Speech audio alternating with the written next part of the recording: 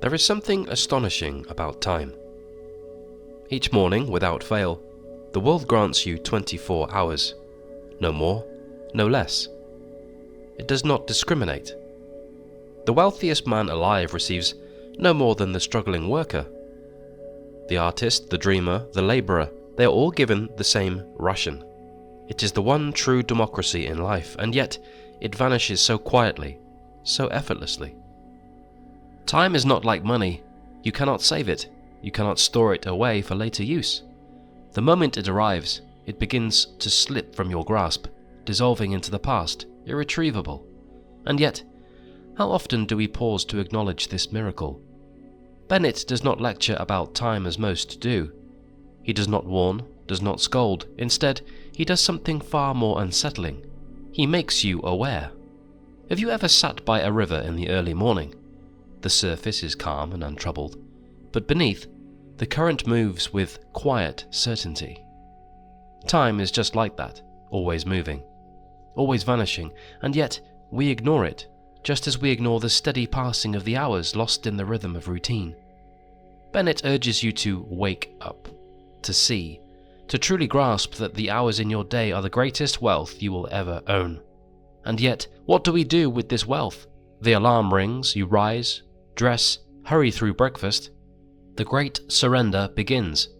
The day is no longer yours, it belongs to obligations, to your employer, to the machinery of work. For 8, 9, perhaps 10 hours, you are not your work. You work, you answer, you fulfill. And when the workday ends, exhausted, you return home. Perhaps you sit for a moment, scroll absent-mindedly, flick through channels, distract yourself until sleep pulls you under, and then, just like that, the day is gone. Bennett understood this. He knew the modern worker would sigh in resignation, believing that time is stolen from them, that they are left with mere scraps to call their own. But here is where he challenges us. He asks, what of the time that is truly yours? Those hours before the morning grind, those moments after the workday ends, those slender gaps in between, they are not nothing. They are the raw material of your life. And yet, how easily we squander them. We drift, exhausted from work to home, from home to distraction, sinking into the easy comforts of routine, newspapers, idle conversations, the hypnotic glow of a screen. It is not that these things are forbidden, nor that one must abandon rest. But Bennett warns of the great illusion, the belief that we have no time to live, when in truth, we allow time to escape unnoticed. And so, he dares you to take your time back, but by dismantling your life in search of lost hours. Not by dismantling your life in search of lost hours, but by simply beginning, by treating your time as the invaluable wealth that it is. He does not ask you to wake 2 hours earlier and launch into a frenzy of work, nor does he insist on rigid schedules that strangle joy. Instead, he calls for awareness, for an awakening. He asks you to notice, to recognize that you are not merely a worker, not merely a creature of duty, but a human being rich with possibility. That even within the constraints of daily obligations, there exists a life, your life, waiting to be used. There is an art to reclaiming time, a small habit of consciousness. Perhaps tomorrow, instead of reaching for your phone first thing in the morning, you might sit with a thought, one thought, that is wholly yours. You might read something that stirs you, not for productivity, but for the quiet pleasure of understanding. Perhaps in the evening, instead of letting the hours dissolve unnoticed, you might take one of them, just one, and make it meaningful. Learn something new.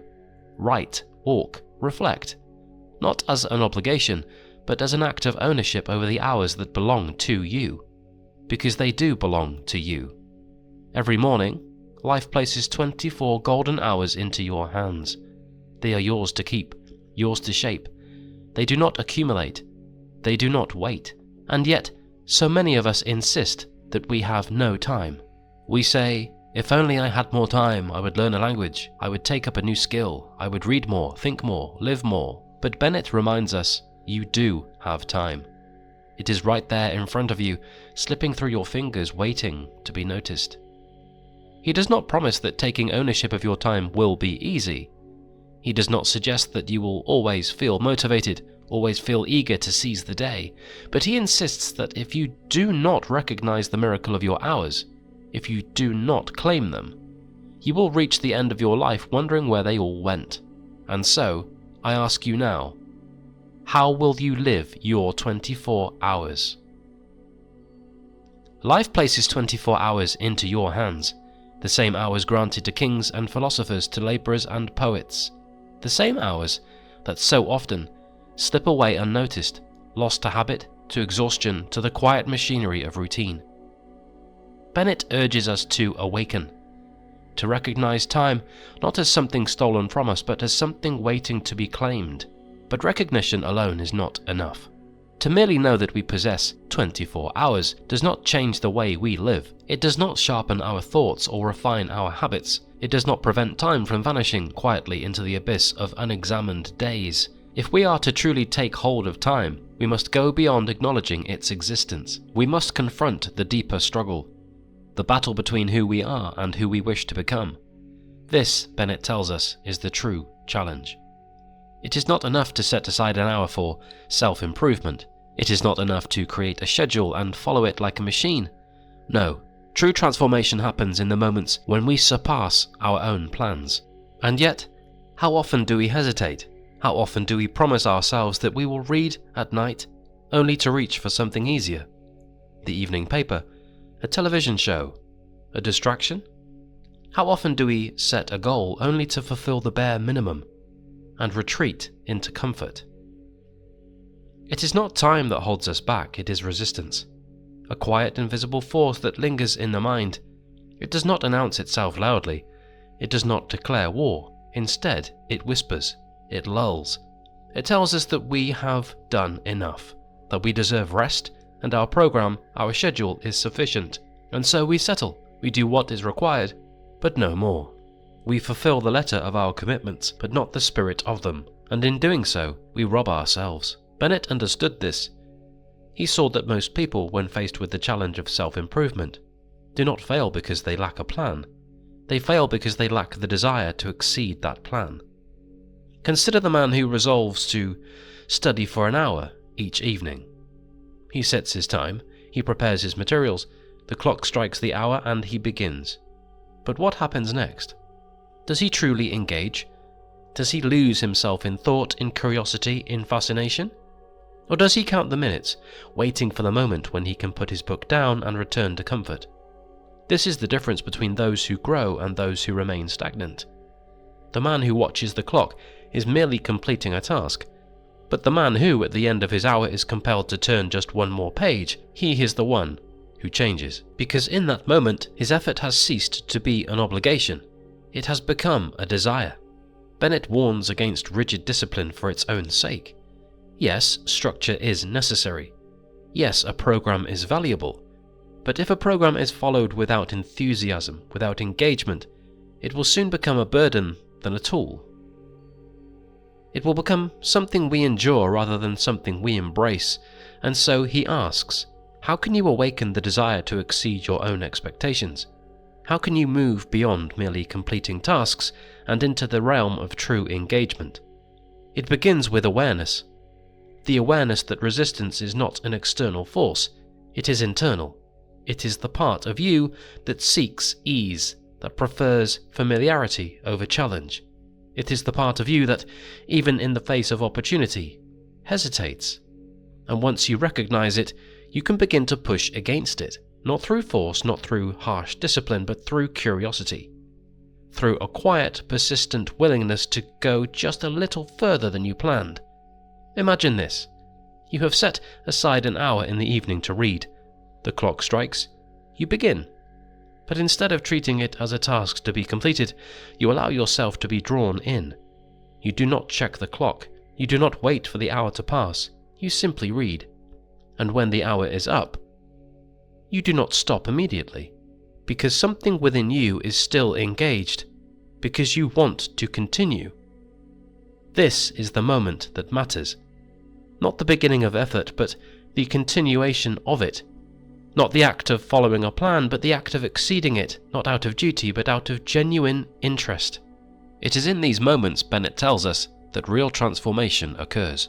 Because they are the moments when we are no longer bound by mere discipline. We are moving beyond structure and into something far more powerful, momentum. And when momentum takes hold, change is no longer something we must force. It is something that happens naturally. And so, I ask you, when was the last time you exceeded your own expectations?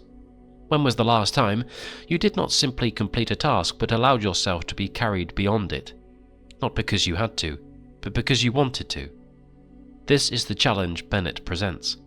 Not to simply create a program, not to merely follow a schedule, but to cultivate within yourself the desire to go beyond it, to push past resistance, to engage fully with the time that is already yours, because the truth is, time is not slipping away from you, it is waiting for you to recognize it, waiting for you to exceed it. As anyone who has ever embarked on such a journey knows, intention alone is not enough.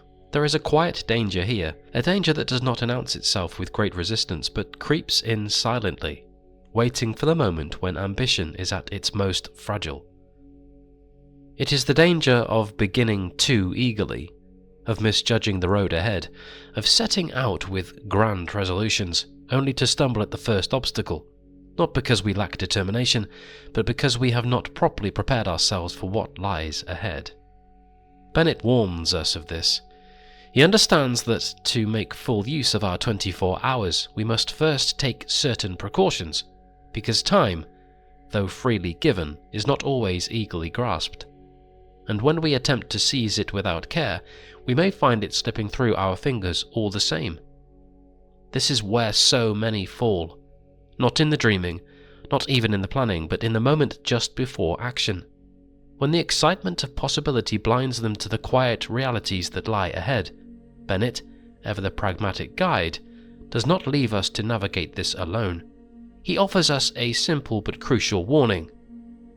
Do not accept too much, too quickly. It is a natural impulse when we first awaken to the realization that our time is our own, that we have within us the ability to reshape our lives. We are tempted to throw ourselves headlong into change. We craft elaborate schedules. We set ambitious goals. We tell ourselves that from this moment on, things will be different, and for a time, perhaps they are. But soon fatigue sets in. Not just the physical exhaustion of a mind pushed too far, too fast, but the deeper weariness of a spirit that has tried to run before it could walk.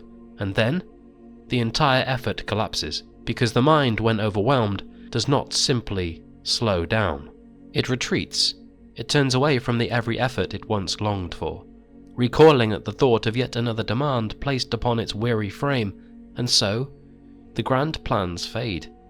The schedules are abandoned. The vision of a life well spent is replaced by old habits, familiar routines, and the quiet resignation that perhaps change was never possible after all. But it was. It is. Only it must be approached with care. Bennett reminds us that the greatest mistake we can make when reclaiming our time is to believe that we must transform everything at once. We are not machines, built to shift from one mode of operation to another with the flick of a switch. We are human, and humans, when faced with too much change too quickly, falter. The secret, then, is not in ambition, but in moderation. It is in beginning gently, humbly, with no grand proclamations, no dramatic overhauls, just a simple, quiet shift. One small piece of time claimed and made our own. One moment deliberately spent in pursuit of something greater. Not the entire day, not even half of it, just a fragment. A single evening, a single hour, a single act of presence in a life that so often runs on autopilot. It is here that true change begins, not in intensity, but in consistency. And this, Bennett tells us, is what so few understand, because they mistake slowness for weakness.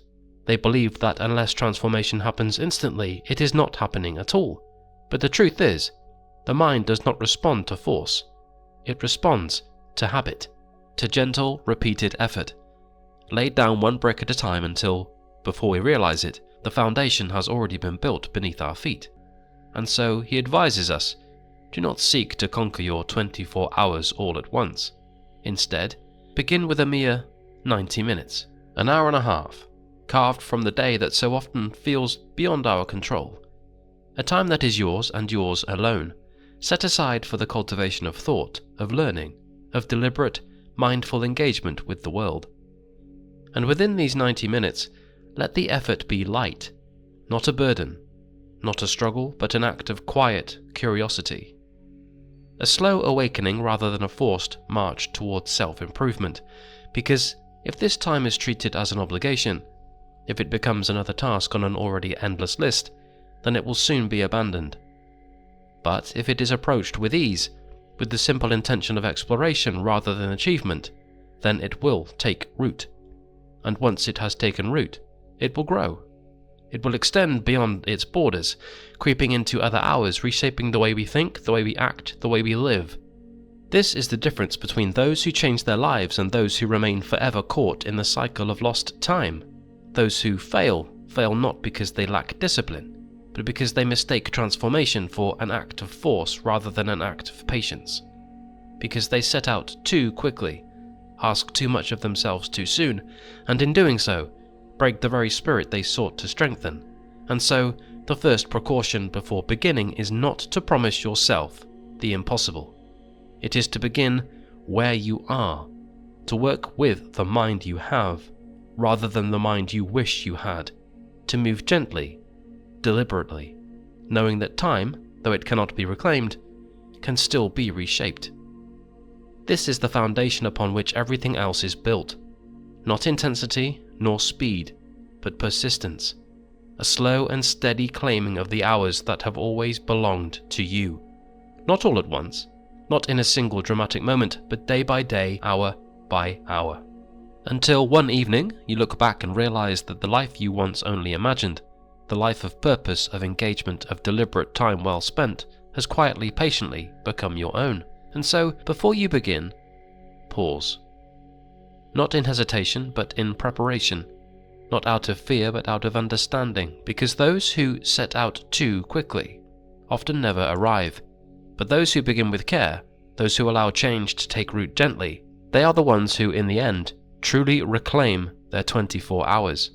And so I ask you, not what grand changes you will make today, but what small, deliberate moment you will claim as your own. Because that moment, that single quiet act of presence, that is where your journey truly begins. As we take the first steps, even as we carve out those 90 minutes of deliberate time, something lingers in the background. A shadow of hesitation, a quiet voice whispering, "Why is this so difficult?" We know the importance of our time, we understand the precious nature of each passing hour. So why, when faced with the simple act of reclaiming it, do we falter? Bennett, ever the observer of human nature, does not leave us to wonder. He names the trouble directly, and it is not what we might expect. It is not laziness.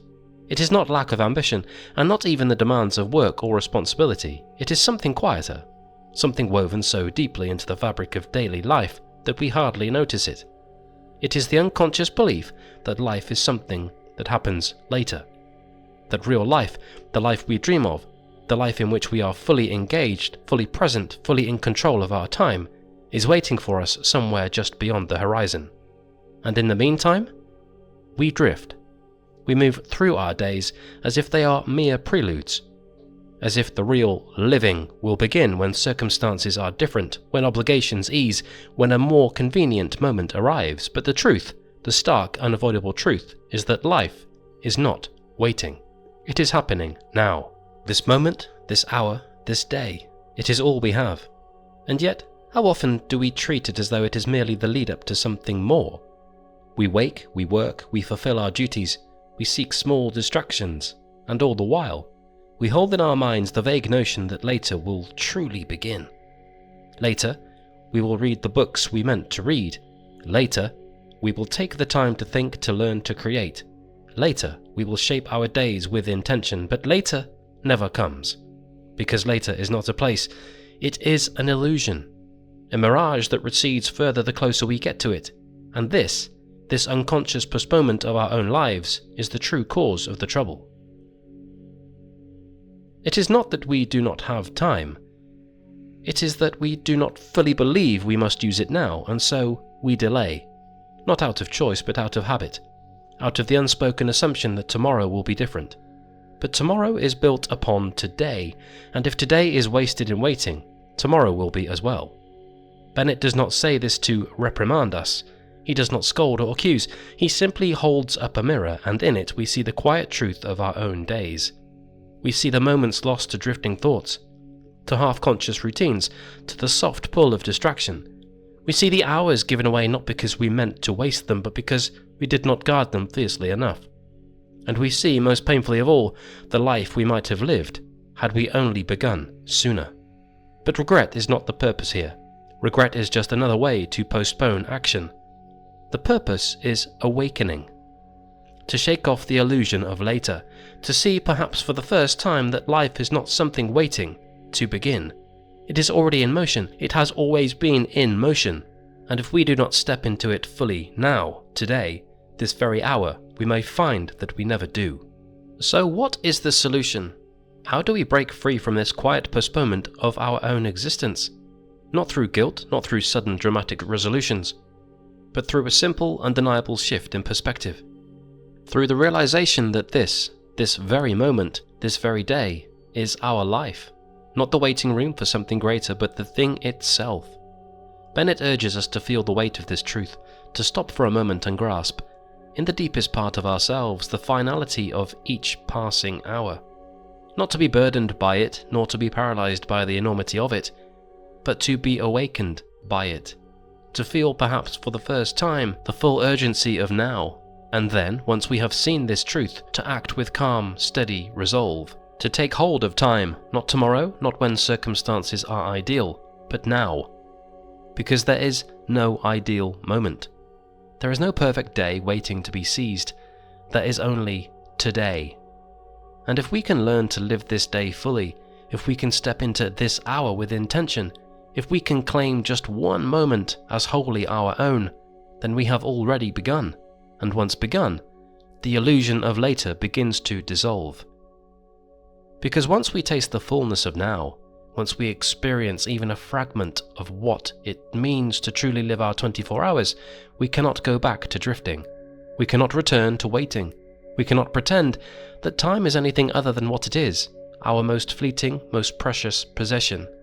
This is the shift that changes everything. A simple, undeniable understanding that life is happening now. That time is already ours. That this day, this hour, this moment is not something to be endured until something better arrives. It is the thing we have been waiting for. And so, Bennett leaves us with a quiet challenge.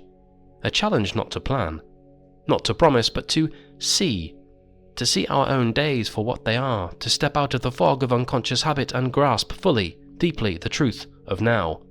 Because once we see it, truly see it, we cannot help but act because we finally understand that time is not something we find. It is something we choose, something we claim, something that has been ours all along. If only we are willing to take hold of it. And so the question is no longer when we will begin. The question is simply, will we begin now, or will we wait, once again, for later? Because later is an illusion. But now is real, now is waiting, now is ours, and it always has been. There is an illusion that governs so many of our days. The belief that time is something we can postpone, something we will attend to later. We recognized how the hours slip away quietly, unnoticed, not through dramatic losses, but in the small, mundane moments of daily life. And yet, even with this awareness, a hesitation remains, not in the recognition that time is precious, but in the question of how to use it. Once we reclaim the lost minutes, once we carve out space in the rush of existence, what do we do with them? The answer is simpler than we think, but our instincts often resist it. Bennett points us towards something unexpected. A game. Tennis. A pastime, a source of recreation, a simple pleasure, Why tennis? Why not philosophy or grand intellectual pursuits? Because in the way we approach play, in the way we instinctively make room for leisure, lies an important lesson about how we should approach the mind. People insist they have no time for deeper pursuits, no space in their lives for reflection or growth. The demands of work, the obligations of routine, seem too overwhelming. And yet, when a free moment appears, when the weight of responsibility lifts, they turn to recreation. They find time for games, hobbies, entertainment, without questioning whether those pursuits are justified. Bennett finds this contradiction fascinating. Why do we instinctively carve out time for play, yet hesitate to do the same for intellectual and spiritual nourishment? The problem isn't a lack of time, it's perception. People view mental and personal growth as something weighty, something requiring ideal conditions, something that must be tackled with the same seriousness as their professional obligations. This, he argues, is a mistake. We don't approach tennis with reluctance. We don't agonize over whether we have the perfect conditions to enjoy a game. We pick up the racket, step onto the court, and play. With ease, with enthusiasm, without guilt. If we treated the mind with the same natural approach, if we engaged in thought and learning as fluidly as we engage in recreation, we would find that time isn't an obstacle at all. Bennett suggests a radical shift in perspective. Instead of treating the development of the mind as a duty, treat it as a pleasure. Let it be something to look forward to, something that enriches rather than burdens. If we could integrate thinking and learning into the natural rhythm of our days, just as we do with recreation, personal growth would no longer feel like an obligation but an instinct.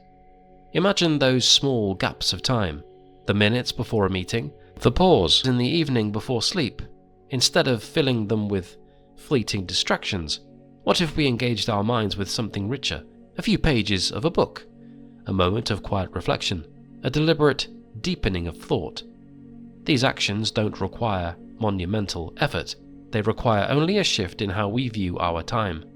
When approached with ease, the mind becomes a source of enjoyment rather than an afterthought. It ceases to be something we schedule for later, something we hope to address when conditions are perfect. It becomes as seamless as engaging in a game, as natural as breathing. This is the foundation of lasting change, not in rigid self-improvement plans, not in overwhelming resolutions, but in the simple act of valuing intellectual and spiritual engagement as highly as we value leisure. If we begin to view time spent on thought and self-discovery as an effortless and natural part of life, we no longer have to fight for it. It fits into the day as easily as any other moment of enjoyment. But what about fatigue? What about the moments when the weight of the day makes anything beyond passive distraction feel impossible? This is where balance plays a role. Bennett does not advocate for an unrelenting schedule of improvement. Reframe the small moments, the ones we let slip away because they do not seem significant enough to claim. A few minutes engaged in reflection, even on a tiring day, accumulates over time into something transformative. The true danger is in assuming that growth requires an all-or-nothing approach. It doesn't. Just as a casual game of tennis still strengthens the body, even a few moments devoted to deeper engagement strengthens the mind. The effort need not be grand. It only needs to be consistent. Bennett reminds us that time is not something we need to forcefully carve out. It is already present in the spaces we fill with unconscious habits. Reclaiming it is not about working harder, it is about choosing differently. Life isn't divided into strict categories of work and leisure, of duty and enjoyment. It is all one continuous experience, and within it, there is time for everything, if we choose to see it. The space is there. The question is whether we will fill it meaningfully or let it slip away unnoticed. So as another day unfolds, where will your reclaimed minutes go? Will they dissolve into unconscious habits given away to distractions that do nothing to nourish you? Or will you claim them, filling them with something that expands your mind, enriches your thoughts, and deepens your experience of life? The best things do not require perfect conditions. They require only that we choose them. And in that choice, life begins to expand, not in some distant future, but now, in the quiet moments waiting to be claimed. The challenge of time, of truly using it well, is not just a matter of discipline. It is not simply about organizing schedules or squeezing productivity out of every passing moment. No, the real challenge is deeper, woven into human nature itself. We have already explored the way time slips through our fingers, how the mind resists change, how the simple act of reclaiming a few minutes for thought or study is met with hesitation. And now, we reach the heart of the matter, the realization that our struggle with time is not just about poor habits, it is about what it means to be human. Bennett urges us to take a step back before rushing forward with self-improvement. He warns against the idealistic mistake so many of us make. The mistake of assuming we can simply will ourselves into change, that all we need is a strong enough decision. But human nature does not work like that. Think about the last time you made a promise to yourself, to wake up earlier, to read every evening, to carve out an hour for quiet reflection. In the moment of decision, it felt certain. But then, life continued. The mind, so easily inspired in one moment, resisted in the next. A long day left you tired. The lure of entertainment pulled you in. The world provided endless small excuses to delay. Just for a day. This is where so many fail, not in their ambition, not in their intent, but in understanding of themselves. They assume that they are purely rational beings, that once a decision is made, it will be followed without struggle, and when it isn't, they assume they lack willpower. They blame themselves for weakness. They see the failure as a personal flaw rather than what it truly is, a misunderstanding of human nature. Bennett tells us that real, lasting change requires patience, not just with time, but with ourselves. It requires an awareness that our minds do not immediately embrace new structures. We are creatures of habit, deeply ingrained in the patterns we have lived for years. To expect instant seamless transformation is to set ourselves up for disappointment. But does that mean change is impossible? Not at all. It simply means it must be approached with a certain wisdom, a certain kindness toward oneself. Instead of imposing a rigid plan and demanding instant success, Bennett suggests a different approach, one that accounts for the natural resistance of the mind. Rather than attempting a dramatic overhaul, rather than expecting perfection from the start, begin with small, steady changes. Recognize that setbacks will happen, that the mind will rebel, that there will be days when progress seems to disappear. But that does not mean failure, it means being human. A single missed day is not the end of progress. A moment of distraction does not undo everything. What matters is not an unbroken streak of discipline, but a return to the effort again and again. Picture a river shaping stone, not in a single moment of force, but through the quiet persistence of time. The same principle applies to the mind. It will resist, but if the change is gentle, if it is consistent, it will gradually shape itself to the new way of being. Bennett also reminds us of something crucial. Enjoyment must be part of the process. It is easy to think of self-improvement as a duty, something separate from the pleasures of life. But if it becomes a burden, something dreaded rather than anticipated, the mind will reject it.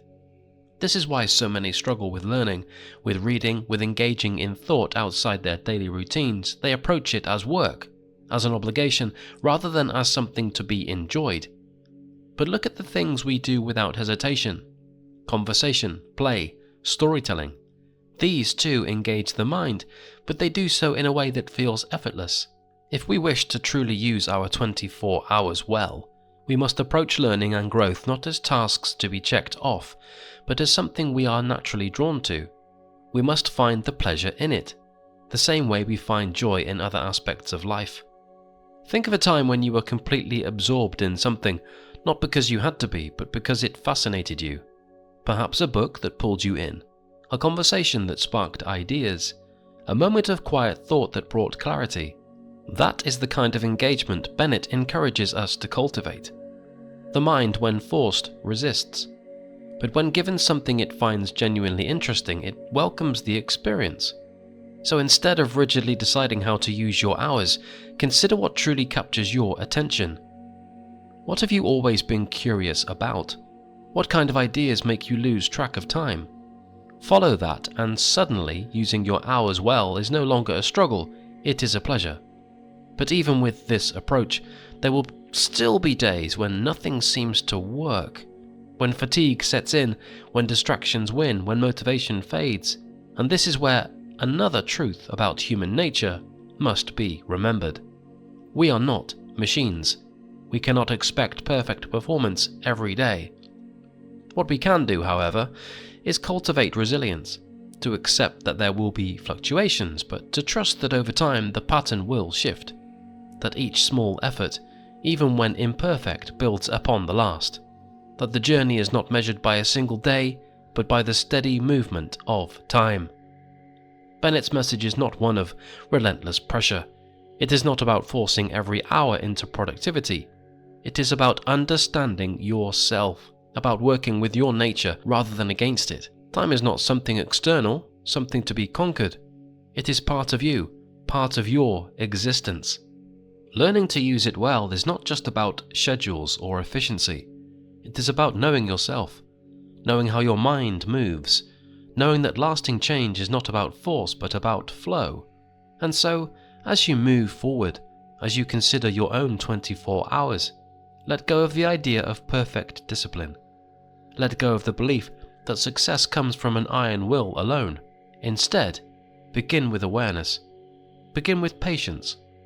Begin with the understanding that to live well within time is not a battle to be won, but a rhythm to be found. Some days will be better than others. Some moments will slip away. But as long as you return to the effort, as long as you continue forward, you will find that time is not something lost, it is something waiting to be claimed.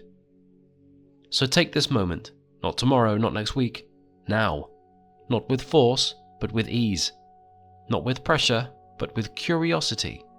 And in doing so, you will discover that your 24 hours, your life itself, was never something to control, but something to experience fully. And that is where true change begins. There is a quiet truth about time that few acknowledge. It is not merely a matter of how many hours we have, nor even how we choose to spend them. It is a matter of where the mind dwells, of whether we truly command our own thoughts or allow them to drift untethered through the day. We have already explored how time is lost, not in great dramatic failures, but in the quiet resistance of the human mind. We have seen how habits shape us, how enjoyment must be found in the act of self-improvement, how patience with ourselves is key. But now we come to the next step, the understanding that none of this is possible unless we first master our own thoughts. Bennett does not speak in grand abstractions. He does not demand that you become an entirely new person overnight. Instead, he asks something far simpler, something deceptively simple, that you observe your own mind. How often do we truly notice where our thoughts go? We wake, we dress, we move through the day, occupied by the tasks at hand. But beneath it all, the mind is restless, shifting from one thought to the next without our consent. Worries, distractions, half-formed ideas. It is a stream that flows ceaselessly, rarely under our control. And in that restless flow, so much time is lost. Consider the moments between actions. The train ride, the walk home, the minutes spent waiting in line, the spaces of silence between conversations. These moments could be ours to use, but instead, they are surrendered to scattered thoughts. This, Bennett tells us, is where true mastery of time begins.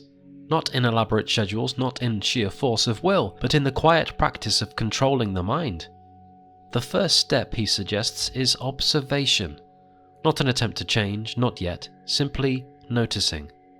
Watch your thoughts as they come and go. In those moments of stillness, where does your mind wander? Does it move towards something purposeful, or does it drift aimlessly? At first, this observation may feel strange. We are not accustomed to noticing our own thoughts, but gradually, patterns emerge.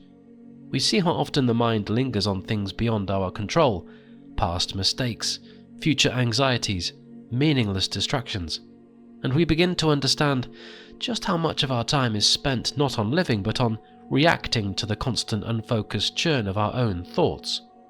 But here lies the great realization. If the mind can wander without permission, it can also be guided with intent. This is where practice begins. The practice of directing thought, of gently taking hold of the mind and guiding it where we wish it to go. In those moments of stillness, the walk home, the quiet before sleep, Bennett suggests an experiment. Instead of letting thoughts drift, choose one, a single idea, something of interest, something worth considering deeply, and stay with it. At first, the mind resists. It pulls away, distracted by the familiar noise of random thoughts, but with patience, it returns. Slowly, steadily, it learns to remain where it is placed. And with this, something remarkable happens. Time, once lost in the restless churn, becomes clear. The minutes that once vanished into distraction become minutes truly lived, truly used.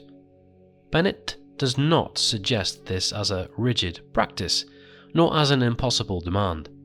He does not tell us to silence all distractions at once. Rather, he encourages an experiment, a quiet effort to regain control over the mind's endless wandering. And what should we think about in these moments of practice? Anything of substance. A book recently read, an idea worth exploring, a problem to be solved. The subject matters less than the effort itself, the effort to remain, to think deliberately rather than passively. The effects of this practice are subtle at first, a moment of focus here, a reclaimed thought there, but soon a change begins. The ability to direct thought extends beyond these quiet moments. It begins to seep into the rest of life. Work becomes more intentional. Conversations become more engaged. The endless distractions that once consumed entire hours lose their hold. This is the quiet art of reclaiming time, not through rigid discipline, but through mastery of the mind's direction, not by forcing action, but by learning to be present within thought itself. And here Bennett offers one final insight. The mind is not an enemy to be conquered. It is not something to fight against, to silence, to control with force. It is something to work with, to guide, to train gently into new patterns. The same way a river, left untended, will carve its own unpredictable path, so too does the mind wander without guidance. But with care, a river can be directed, its course shaped not by force but by steady influence. And the same is true of thought. This, then, is the true key to using one's 24 hours well, not merely in managing time, but in managing attention. Not in squeezing more tasks into the day, but in learning to think with intention. Each moment lost in distraction is not simply lost time, it is lost life. But each moment reclaimed, each thought directed with purpose, is a moment truly lived. And so the question is not one of schedules or obligations. It is not a question of having more time. It is a question of where the mind is, of whether the hours given to us are truly used or merely hours passed. Bennett does not demand perfection. He does not suggest that the mind can be mastered in a day. He simply asks for a shift, a small, steady shift toward awareness, toward direction, toward intention. And if we begin, if we take even a single moment to reclaim our wandering thoughts, we will find that time, far from slipping away, is waiting to be grasped. Not in the future, not in some distant moment of perfect discipline, but here, now, in the quiet decision to think with purpose, to guide the mind rather than be carried by it. Because in the end, our 24 hours are not just hours. They are reflections of our thoughts, shaped by the mind that moves through them. And to control the mind, to truly guide it with intention, is not just to master time, it is to master life itself. Time is not just the hours we spend in action. It is not only the tasks we complete, the duties we fulfill, the movements we make from morning to night.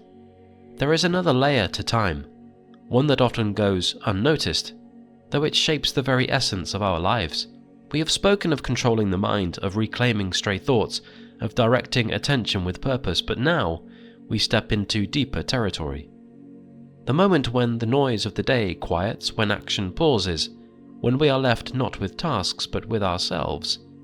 Bennett calls this the reflective mood, a state not of planning, not of doing, but of looking inward, of sitting with our own thoughts, allowing them to unfold with quiet honesty. This, he suggests, is the missing element in most people's days. We are taught to be efficient, to be productive, to keep moving forward, but seldom are we taught to simply stop and see ourselves, to step outside the endless rush and ask, what am I truly doing?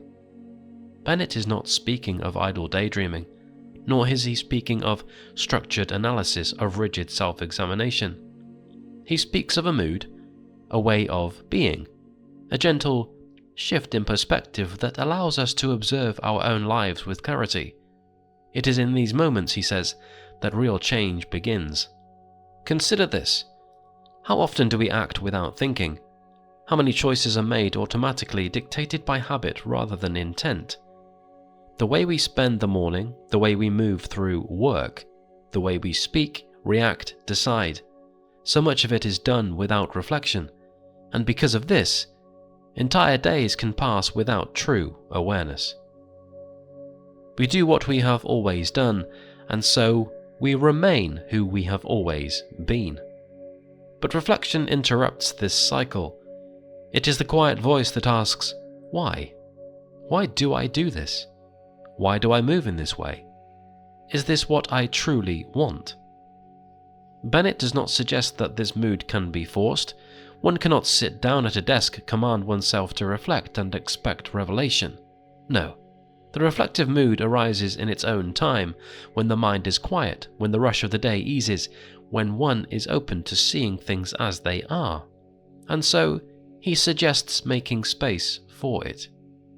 Not by adding another task to the schedule, but by recognizing the moments when reflection naturally emerges and embracing them. Perhaps it comes in the evening, in the stillness before sleep. Perhaps in the morning, before the world has fully woken. Perhaps in a moment of solitude, a walk alone, a quiet afternoon where the mind, left to itself, begins to see with fresh eyes.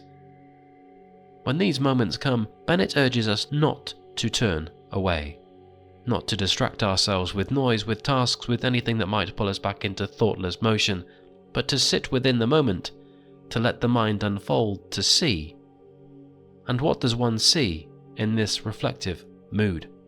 Often, things that have long been hidden, the patterns of our own actions, the unspoken desires we have ignored, the quiet discontent we have suppressed, the truths we have known but have been too busy to acknowledge. This is why many avoid reflection. It is not always comfortable. It holds up a mirror, and what we see may not always be easy to face. But Bennett reminds us this is not an exercise in self-criticism. It is not about judgment, not about regret, not about wishing the past had been different. It is simply about seeing things as they are, about gaining the kind of understanding that allows change to happen naturally, without force. Because here is the greatest secret. When we see clearly, change is inevitable. Not because we push for it, but because once something is truly seen, it cannot be unseen. A habit once recognized begins to loosen its grip. A pattern once observed begins to shift. Awareness alone has a power greater than any act of sheer willpower. And this is why the reflective mood is essential. Without it, we move blindly through our hours, repeating the same motions, trapped in the same cycles. But with it, time itself begins to open. We see where our minutes truly go. We see where they are wasted, not in external distractions, but in the unconscious habits that shape our days. And when we see, we begin without effort, without strain, to choose differently. Bennett does not demand that we force this reflection. He only asks that we allow it, that we make space for it, that we recognize its importance and embrace it when it comes. And if we do, something extraordinary happens. Time, which once seemed so rigid, so fixed, begins to feel flexible. We gain not more hours, but a deeper experience of the hours we already have. Because in the end, the true use of time is not just about productivity. It is about depth, about presence, about truly living within the hours given to us, rather than merely passing through them, And this, above all, is what the reflective mood offers. Not more time, but a richer, more meaningful use of the time we already possess. Not forceful change, but natural transformation. The kind that arises not from pressure but from quiet understanding. Not a new way of scheduling, but a new way of seeing.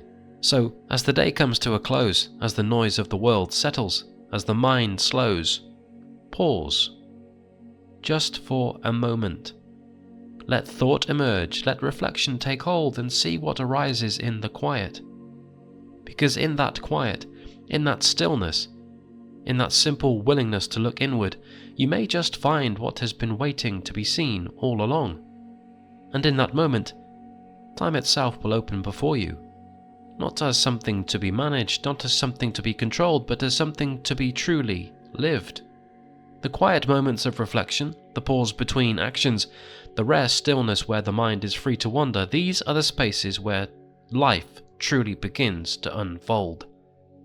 Bennett has led us through the importance of controlling the mind, of stepping back to reflect, of seeing ourselves with clarity, but now he takes us a step further. What do we do with this newfound awareness? What do we fill our minds with when we begin to reclaim our hours? Here, he introduces something often overlooked in the rush of daily existence, something that can transform not only how we use time, but how we experience life itself. Interest in the arts, not as a luxury, not as an afterthought, but as a necessity. A way to expand the mind, to enrich our perception, to bring depth and meaning to the hours that might otherwise slip away unnoticed. Bennett does not speak of art in the way society often does, reserved for the talented, for the trained, for those who dedicate their lives to creation. He speaks of art as something deeply personal, something that belongs to everyone, not as a profession, but as a way of seeing the world. And this, he argues, is where most people go wrong. They believe that appreciation of the arts is something separate from their daily lives, something that requires extra time, extra education, extra effort. But in truth, the arts do not demand more from us. They only ask that we notice, that we open ourselves to beauty in its many forms, that we cultivate an interest, a curiosity, a willingness to engage with something beyond the immediate demands of life. He challenges the common excuse, "I don't have time." Because time, he reminds us, is not just about hours. It is about how we use the moments within them. A person who claims they have no time for art will spend an evening lost in mindless distraction, reading nothing of substance, watching nothing that stirs the soul. Yet had they chosen differently, had they picked up a book that awakened thought, had they sought out music that evoked something deeper, had they watched a play or observed a painting with real attention, the same hours would have passed. But they would have been transformed. And so, Bennett suggests, we must begin not by making more time, but by using time differently. Start with what interests you. Literature, music, painting, theatre, any form of art that calls to you, that holds even the slightest spark of intrigue, and then give it space within your day. Perhaps in the evening, instead of passively absorbing whatever is placed in front of you, choose something deliberately. A novel that challenges the way you think, a poem that lingers in the mind long after reading, a melody that changes the way you feel, even for a moment. Perhaps in the morning, rather than diving straight into the obligations of the day, take a moment, just a moment, to observe the world as an artist might. The way the light falls through the window, the movement of the streets, the quiet details that so often go unnoticed. Bennett does not suggest that you must become an artist. He suggests only that you allow yourself to engage with art, to see it not as an indulgence but as an essential part of a well-lived life. Because here is the truth.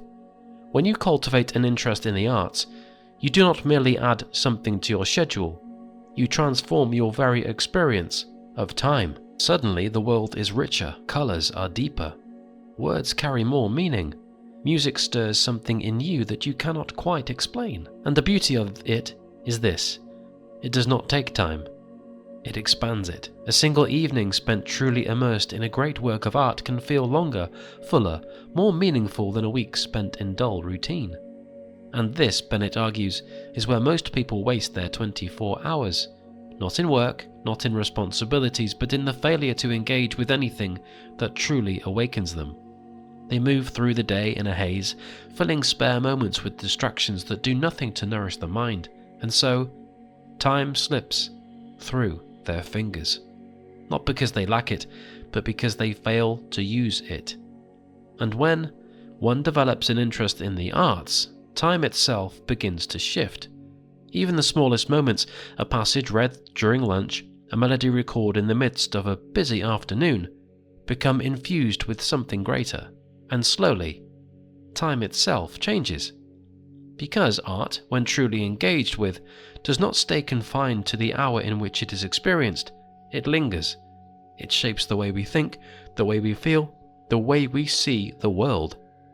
A novel read in the evening may alter the way you view a conversation the next day. A painting observed with real attention may shift the way you notice color, light, movement in the ordinary spaces of your life. A play or a piece of music may bring understanding to emotions that once seemed impossible to express. And in this way, art does not take time. It gives it back. It transforms time from something to be managed into something to be lived, and that, Bennett insists, is the true goal. Not merely to use 24 hours efficiently, but to fill them with something that makes them worth living. So, how do we begin? Not by overcomplicating it. Not by setting rigid rules or forcing ourselves into schedules that drain all joy from the experience, but by noticing, by choosing, in the spare moments of the day to engage with something meaningful. A book that challenges, a play that moves, a piece of music that awakens something long forgotten. Because in the end, we do not remember the days spent in endless repetition, in mindless distraction, in mere survival. We remember the moments that moved us. And when we cultivate an interest in the arts, those moments are no longer rare. They become woven into the very fabric of our daily lives. Bennett reminds us, this is where time is truly found, not in the rigid structures of routine, but in the willingness to fill our hours with something that brings them depth. And so, as the day unfolds before you, ask yourself, will this be another 24 hours passed in motion, in habit, in unconscious repetition? Or will it be 24 hours that matter? The choice is always yours, and if you choose to let art into your life, to let it stir you, to let it awaken you, then time, which once felt so fleeting, will begin to feel infinite. Because in those moments of true engagement, of real interest, life itself expands. And in the end, that is what it truly means to live. Life unfolds in familiar patterns. The morning rush, the daily commute, the routine tasks that seem to blend into one another, indistinguishable from the day before. It is here, in the repetition, that most people surrender to a quiet discontent, the belief that life, for all its movement, lacks something vital. But Bennett presents a radical thought, one that shakes the foundations of this idea. Nothing in life is humdrum. Not the walk to work, not the quiet moments before sleep, not the ordinary faces in the crowd, nor the conversations that seem at first glance unremarkable. It is not life that is monotonous, it is how we see it. Bennett does not ask us to change our circumstances. He asks us to change our perception. He reminds us that life, in all its details, is infinitely rich, if only we would notice. And yet, most people do not. They move through their hours distracted, their thoughts elsewhere, convinced that excitement and meaning exist only beyond their current reality, but in doing so, they miss something profound, the depth hidden within the seemingly ordinary. It is this blindness that wastes time, not the routine itself, but the failure to see what is within it. Bennett challenges us. If we are bored, if we find life dull, is it truly the fault of the world, or is it a failure of our own perception? This is not an easy truth to accept.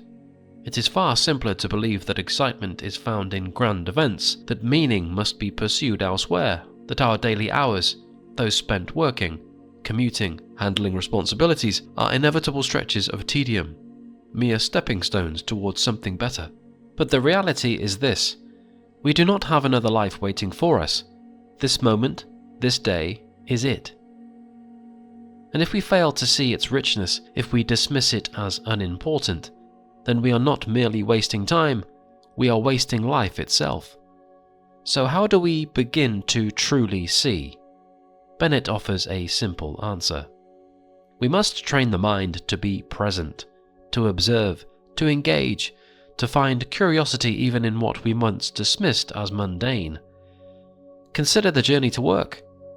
We would describe it as uneventful, a necessity to endure rather than experience, but Bennett urges us to look closer, to notice the rhythm of the city waking up, the expressions on strangers' faces, the endless variation in the way light moves through the streets, to recognize that every moment, every breath, every passing thought is unique, never to be repeated. And if one were to approach even the most routine parts of the day with this level of awareness, what would change? Perhaps everything, because suddenly, time is no longer something to be filled, it becomes something to be inhabited.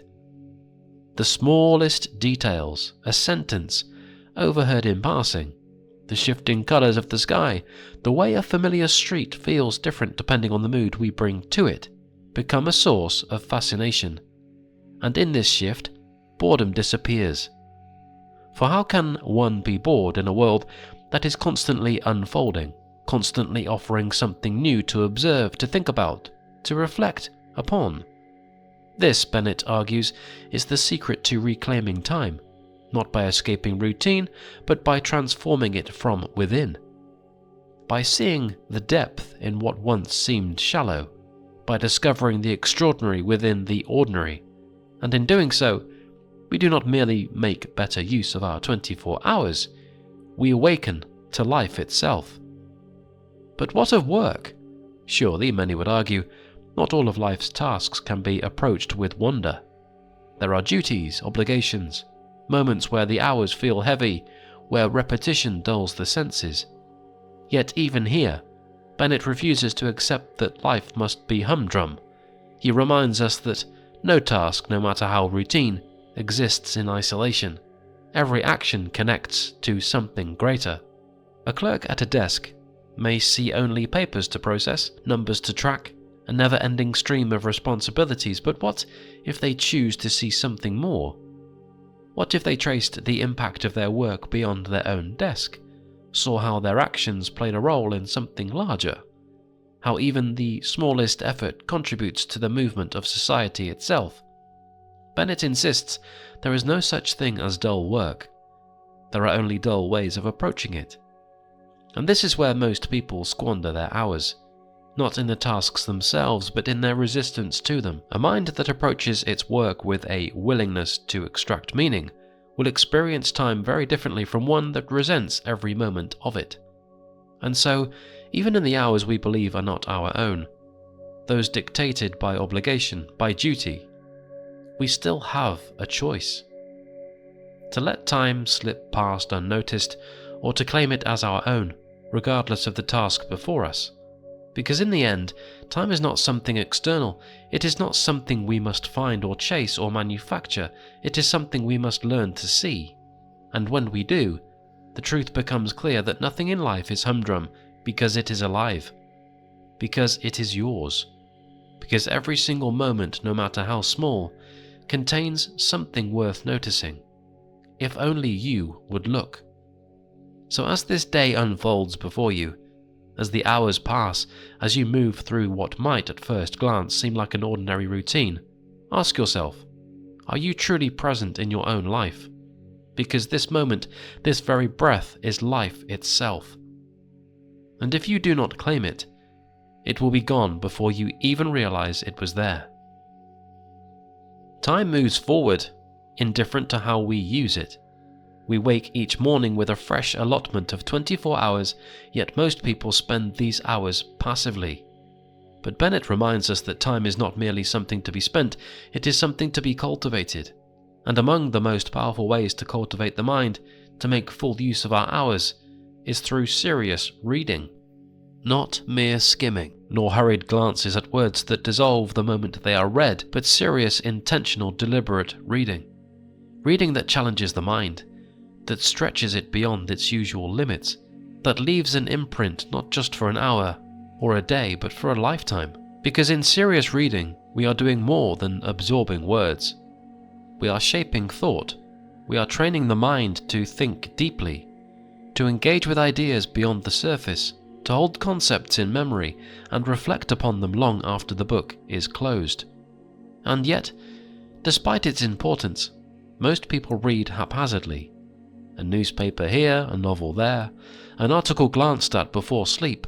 They move from one thing to the next without direction, without a thread that connects, without ever asking themselves, what am I truly learning? This, Bennett warns, is how time slips away unnoticed because scattered, unfocused reading fills the mind without nourishing it. So how do we reclaim this time?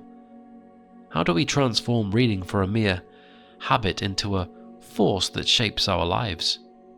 The answer lies in intention. Bennett insists that if we are to read seriously, we must choose wisely. Not all books are equal. Some exist to entertain, to distract, to amuse for a brief moment before fading into nothing. Others exist to change us, to alter the way we see the world, and it is these books that we must seek out. Because reading, when approached with seriousness, is not passive. It is a conversation, a dialogue between the reader and the greatest minds that have ever lived. And when done properly, it is an act of transformation. But where do we find the time? This is the question that so many ask. Their days are filled, their responsibilities endless, their free moments fleeting. But Bennett is unyielding in his response. Time is always there. It is found in the spaces between, in the half hour before work, in the quiet moments before sleep, in the pauses of the day that most people fill with idle distraction. And if one truly desires to cultivate the mind, if one truly understands the value of serious reading, then these small pockets of time become enough. A book read with attention for 15 minutes a day, every day, is better than a book read carelessly for hours. It is not the length of time that matters, but the quality of thought applied to it. Because reading, when done properly, does not end when the book is closed.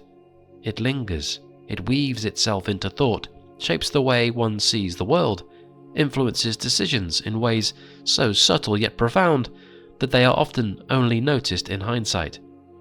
This is why Bennett insists we must not merely read, we must think about what we read.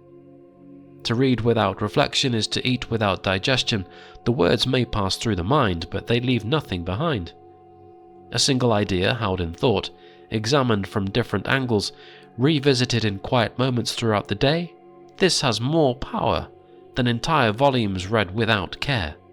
And so the act of reading is not merely about consuming books, it is about developing the habit of thought, the habit of questioning, the habit of holding an idea in the mind, turning it over, seeing where it fits within one's understanding of the world. This is what separates the mind that simply collects information from the mind that grows. And this is why Bennett speaks not just of reading, but of serious reading. Because it is this kind of reading that makes time meaningful. But what of pleasure? Surely, one might argue, reading should be enjoyed. Shouldn't one read what they love, without the burden of always striving to improve? Bennett does not deny the value of enjoyment, nor does he ask that one abandon novels or poetry or any form of literature that brings delight. But he does ask for balance. For every book that entertains, there should be one that challenges. For every story that offers escape, there should be one that offers depth, because in the end, the mind is shaped by what it consumes. And if one spends a lifetime reading only what is easy, only what passes the time, then the mind itself becomes accustomed to shallowness. But if one builds the habit of engaging with great works, with literature that demands attention, then the mind over time becomes something far greater. And so the question is not merely what we read, but how we read. Are we reading to pass the time, or are we reading to shape ourselves? Are we choosing books that deepen our understanding, that stretch our thinking, or are we allowing the mind to remain comfortably within the limits of what it already knows? Because in the end, reading is not just an activity, it is a practice, a discipline, a way of using time that, if done correctly, ensures that no hour is ever truly wasted. Bennett's challenge is simple, yet profound. Choose wisely, read deeply, and above all, think about what you read. Because in these small acts, in these moments of engagement with ideas greater than our own, time itself is transformed. It is no longer something to be filled, but something to be used. And in doing so, we are not merely making better use of our 24 hours, we are making better use of ourselves. There comes a moment in every journey when the path turns quiet. The initial excitement fades, the rush of new discoveries settles, and all that remains is the steady rhythm of the road beneath your feet. It is here, just before the end, that the greatest dangers lie. Not in the obstacles that demand our attention, nor in the struggles we expect, but in the silent unseen forces that pull us back into old ways. Bennett now pauses at the threshold of his final lesson, not to offer more strategies, not to introduce another grand method of self-improvement, but to warn us of the most common ways we might lose everything we have built. Because even with the best intentions, even with the most carefully structured plans, there are traps waiting, and the first of these is the illusion of progress. There is something strangely comforting about making a decision to improve oneself. The mere act of setting an intention to read more, to reflect more, to carve out time for serious thought can be so satisfying that it tricks the mind into believing the work has already been done. But how often does one declare, "Tomorrow I will begin," and in that declaration, how often does it feel as if some great step has already been taken? But the days pass and the intention remains just that, a thought, unfulfilled. The danger here is subtle but real. We can convince ourselves that change is happening, when in truth, we have done nothing at all. On the other extreme lies an equally treacherous path, the temptation to do too much, too fast. The moment one sees the possibilities of using time well, there is an urge to seize every minute, to turn every spare moment into a mission, to read furiously, to think deeply, to change overnight. But the mind, like the body, has its limits. It cannot be forced into transformation by sheer will alone. A person who rushes headlong into self-improvement with relentless intensity will soon find themselves exhausted, unable to sustain the effort. The mind rebels against excess. The enthusiasm that burned bright in the beginning fades into fatigue, and what began as a noble pursuit collapses under its own weight. Bennett urges balance, not a frantic overhaul of one's life, but a gradual and steady cultivation of new habits. There is no need to force wisdom, no need to drown in an ocean of study. Better to take a single step each day than to sprint forward only to fall. And then there is the cruelest deception of all, the belief that failure is final. Many who embark on this journey, upon missing a single day of study, a single evening of reflection, assume they have failed entirely. They abandon the effort, convinced they are not disciplined enough, not capable enough, not strong enough to change. This, Bennett argues, is nothing more than another excuse to retreat into old comforts. One misstep does not erase progress. One lap does not undo everything. Yet so many treat the pursuit of self-betterment as if it must be flawless to be worthwhile. But time does not demand perfection, only persistence. If you stumble, begin again. If you drift, return. The hours stretch ahead, waiting to be shaped. A moment lost is not a life lost. The only true failure is to stop trying. Impatience, too, is a danger that must be recognized. Many begin with the hope that self-improvement will bring immediate results, that after a week of serious reading, After a handful of thoughtful reflections, they will somehow feel wiser, transformed, elevated above their former selves. But change does not announce itself so easily. Its effects are slow, quiet, often invisible in the moment. The person who reads today does not wake up tomorrow with a mind radically sharpened. But read for a year, reflect for a year, and one day you will look back and realize you are no longer the person you were. Growth happens in the background. It does not ask for attention, it simply unfolds. And those who abandon the effort too soon, believing their time has been wasted, may never see the transformation that was just beginning. But perhaps the greatest danger of all, the one Bennett warns of most urgently, is the slow return to old habits, the drift, the quiet undoing. A person, after weeks of careful effort, after dedicating time to thought, to study, to conscious living, may, without even noticing, begin to slip. A single evening is given to distraction, then another, and another, until one day they wake to find that they are precisely where they began, that the time they once fought to reclaim has slipped away once more. This is the nature of the mind. It seeks the path of least resistance.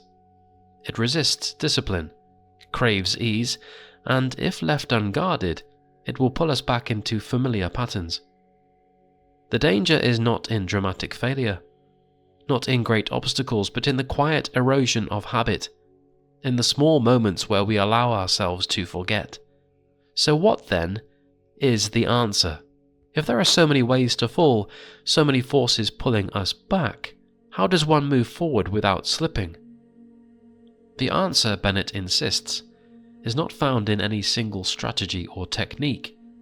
It is found in a way of thinking, a constant conscious decision to remain awake to time, to notice when the mind begins to drift, to recognize the illusions that threaten progress, and to refuse to be deceived by the comfort of intentions, by the rush of overexertion, by the sharpness of self-judgment, by the impatience for results. Because in the end, the mastery of time is not about control. It is not about rigid schedules or flawless discipline. It is about awareness.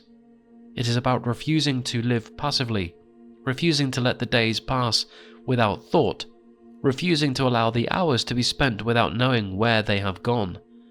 The mastery of one's hours is not about finding more time. It is about using the time we already have with intention. It is about recognizing the small dangers and guarding against them, because ultimately, time is not something to be managed. It is something to be lived. And the question remains, how will you live yours?